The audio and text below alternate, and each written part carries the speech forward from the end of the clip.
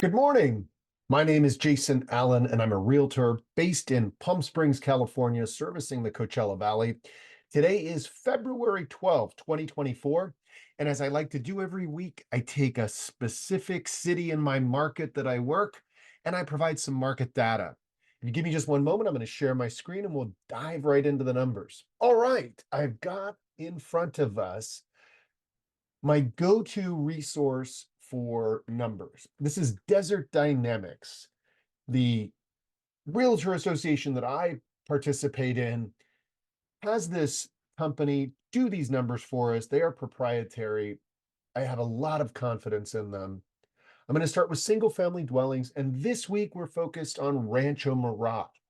Rancho Mirage is a somewhat affluent town that is just past Cathedral City being our next town going east. So, one thing about Rancho Mirage is they do not allow short-term rentals. And by short-term rental, I mean something that's less than 30 days.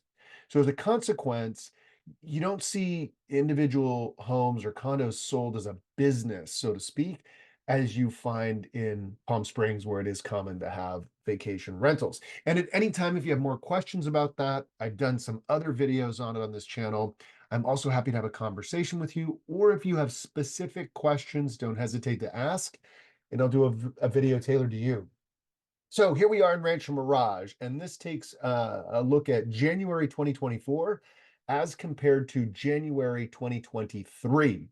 So in January 2024, unit sales for single family homes were 22. This is up considerably over last year. Median sales price, median is just in the middle. Half of the homes sold above, half of the homes sold below.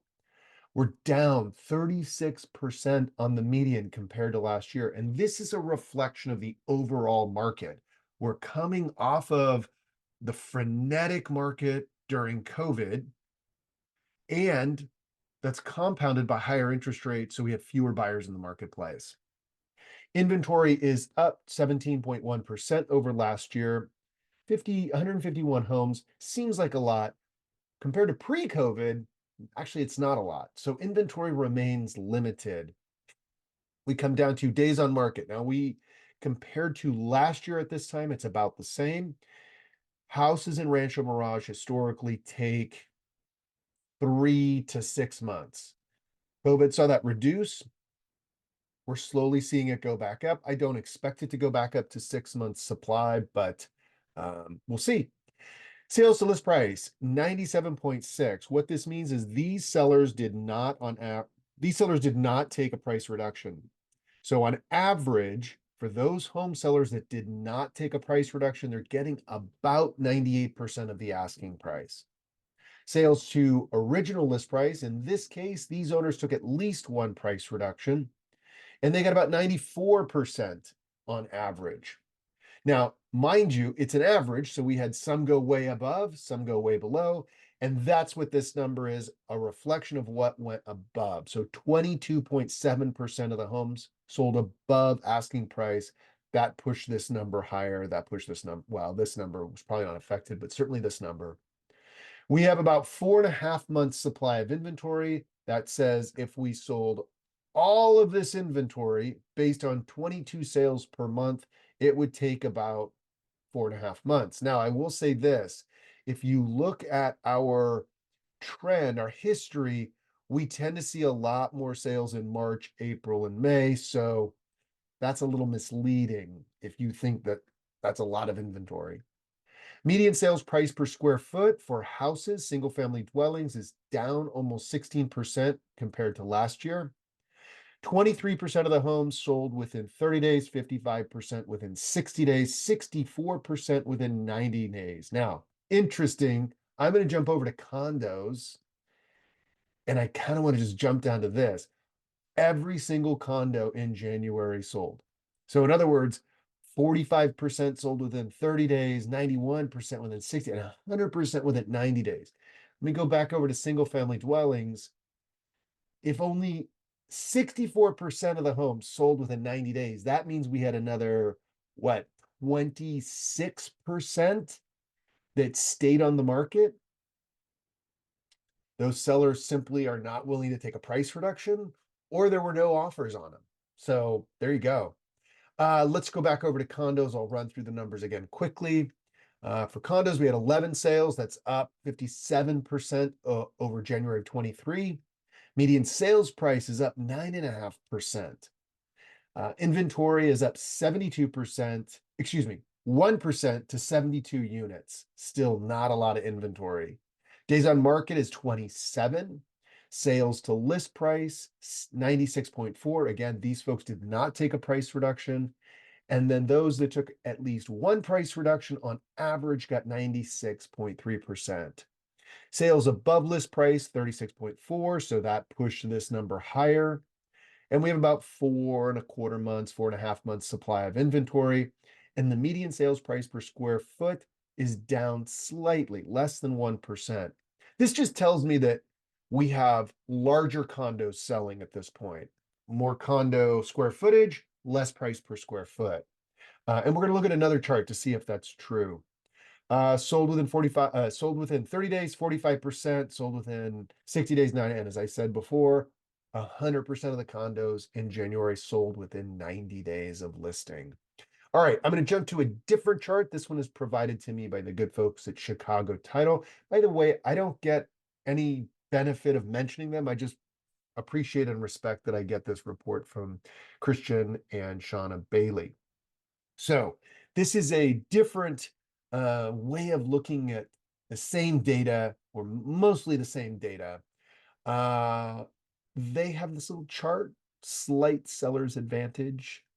I think that's probably still true just based on the inventory and what's available among the inventory. Fixers versus well done, that sort of thing. You can take a quick look down this chart. I'm going to skip over to here. And what I like about the median list price is it breaks it into segments. And here you see where this higher quartile at the high end is jumping into contract. Again, that would suggest, or at least help explain why a price per square foot is going down. Bigger houses, price per square foot tends to go down. And then you have these other three quartiles all sort of humming along, nothing dramatic going on here. And then again, you see it down here. Now, the reason I say that they look at essentially the same data is if you go absorption rate for houses in last month, 5, 10, 15, 20. When we go over to this chart and we look at single family, it shows 22. This just has to do most likely with what they consider the cutoff date for their data feed. So while they're representing it as all of January, their data feed may actually go from the 28th to the 28th or the 30th to the 30th. And when you have months where it's 31 days and 29 days, 30 days, that sort of thing, you can see these slight variations. So we don't necessarily focus too much on the precision of the numbers as the overall representation. Think of it as a slightly out of focus photograph. Back to this chart, let me swing over to condos. Again, they're showing a slight seller's advantage. We skip down here. In this case, we see each of the quartiles moving along at the same rate. They're just, I mean, high end on condos, maybe it's down a little bit, but not significantly. So rewind 6 months, when people were claiming the bottom was falling out of the market, we're going to see 2008 all over again. Hasn't happened. I said it wouldn't happen. I still don't think it's going to happen. We have an economy that's in phenomenal shape. And if we go over to mortgage applications, this is a chart I love. You're welcome to dial over to Mortgage News Daily, click on housing data, then come down here and go which one am I doing? I'm doing purchase versus mortgage rates. And you have these two charts. I've clicked over to the 1 year, and you see you have this inverse relationship between what the current mortgage rates are and the number of people that are applying for a mortgage application. They're submitting a mortgage application. And what we're seeing is that as rates come down a tiny bit, you see people are coming back into the market, phoning or contacting in some way their mortgage broker and applying for a mortgage. I think there are two things going on here. One, the consumers are simply understanding that we are in the new normal. We're never going to go back to those, or at least we hope we never go back to those 2, 3, 4% interest rates. And why do I say that? It would be an indication that the overall health of the economy is poor. People will be losing jobs, let's say, some sort of a crisis. Now, if you have the means to get a mortgage at that time, awesome. But for the average person trying to buy a home, they're not going to predicate their home buying on a maybe that the economy is going to go south. So people are just getting used to the fact that they're going to have to pay 7.5%. And when we see slight variations where, a half a point or a quarter point can be the difference between $20 or $100 on a mortgage per month, people are jumping at it because generally speaking, the average person doesn't buy something based on the total cost. They look at what their monthly outlay is. Does that make sense? In other words, yes, I've been qualified for a mortgage for 550 or 750 or 850 or 250, whatever the number is, but that's based on what I can afford on a monthly basis. So if you're a buyer, maybe you're qualified for 550 at 7% interest. But if you make an offer on a home that really should be less, and you can get the seller to buy your mortgage down by a point, you now are in a better monthly outlay position. So why do I bring that up? I bring that up because you as the general consumer should talk to a professional like me or one of my colleagues to get advice, or have us send you to a reputable mortgage person that can do these numbers and say to us, hey, Jason, Betty, Bob, if this buyer can get this price with the seller contributing X to buy down the points, they can get a home. Hands down. We don't have to wait for the price to drop more, the interest rate to drop more. So I really, really, really want you to get a home if you're a buyer in this market, because we are going to see prices go back up.